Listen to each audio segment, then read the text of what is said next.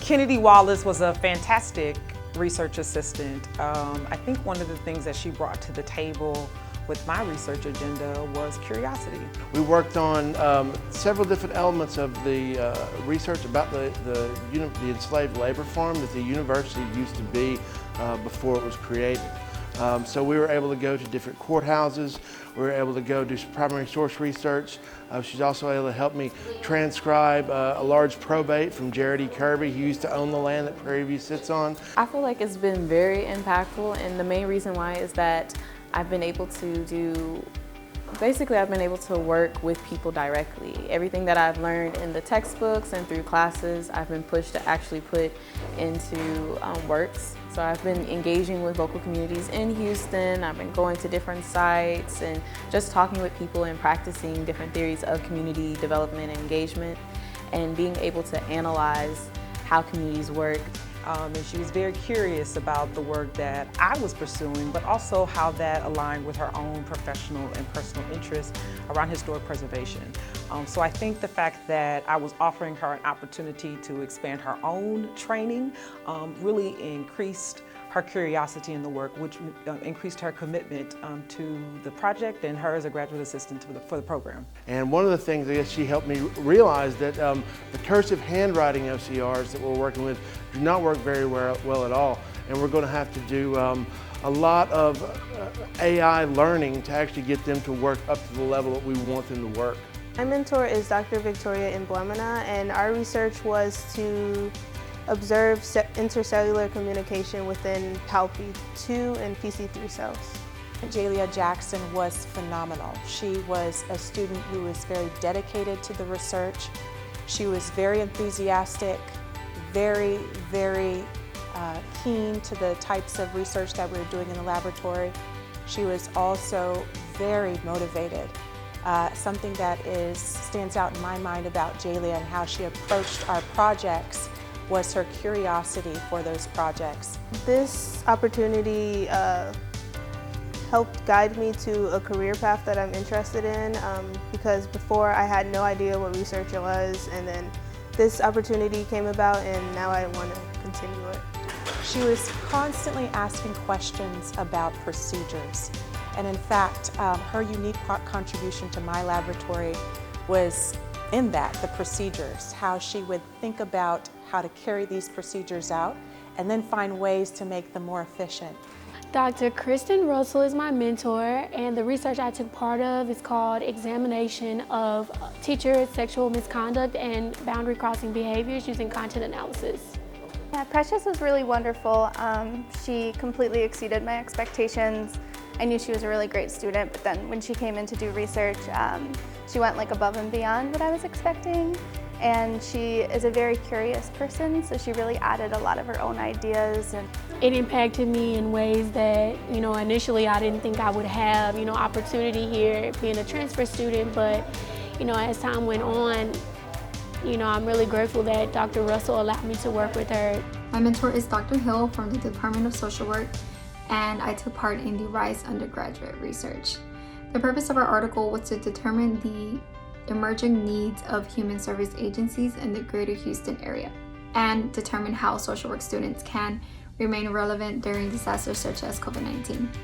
When we got our findings, she was really critical in helping us look at some other things that we didn't really focus on. Like say for instance, immigration services or service to our DACA population. So she was really instrumental in pulling out and teasing out that data and giving us an interpretation of the results that I don't think we would have otherwise had seen. This experience has been very impactful on my life, my professional development, and my education. It has helped me expand my horizon and step out of my comfort zone. Not only did it teach me about research, but it did expose me to the actual field of social work. Mr. Hunt is actually, it's a pleasure for me to mentor Mr. Hunt. Mr. Hunt is hardworking. He's extremely curious, and he asks a lot of probing questions. That makes it easier for me to educate him more on research, get his input. And one thing I really enjoy about him, he exemplifies really good leadership skills. Student, she did fine. Even she was very busy, I know, with the courses. We are in pandemic, things are very hard. and stressful, but she came to the lab, she did experiments on the tasks I gave her, and she's getting good results. He is technologically savvy, and he has taught me a lot about technology, and that helps a lot with time. In order to, one of the things that he does is, I am, old school, so having that young input is extremely important when it comes to technology. It's a very rewarding experience.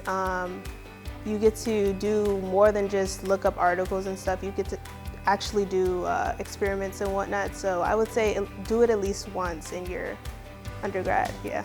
I would encourage all of us to continue to encourage our students towards those of us that are in, for instance, the STEM-based fields, I can speak to that, towards these projects and these science careers.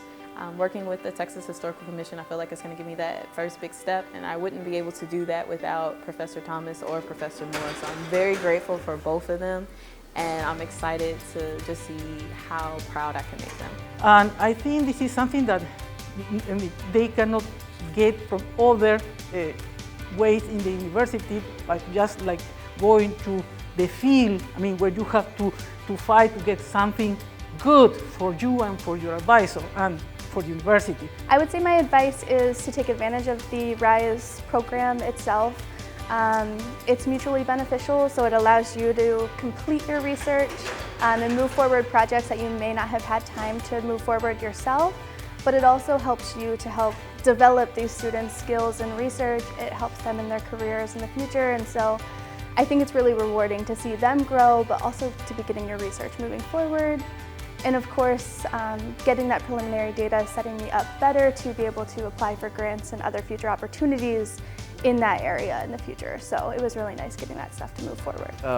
And try and get them involved in some of the more advanced projects that you're working on. They can provide different perspectives in yourself. Sometimes as professors and teachers, we can get sort of bogged down in the historiography we've been working with for years, and bringing in a student who isn't necessarily familiar with that back research or that historiography can provide fresh perspectives that you necessarily wouldn't have thought about yourself.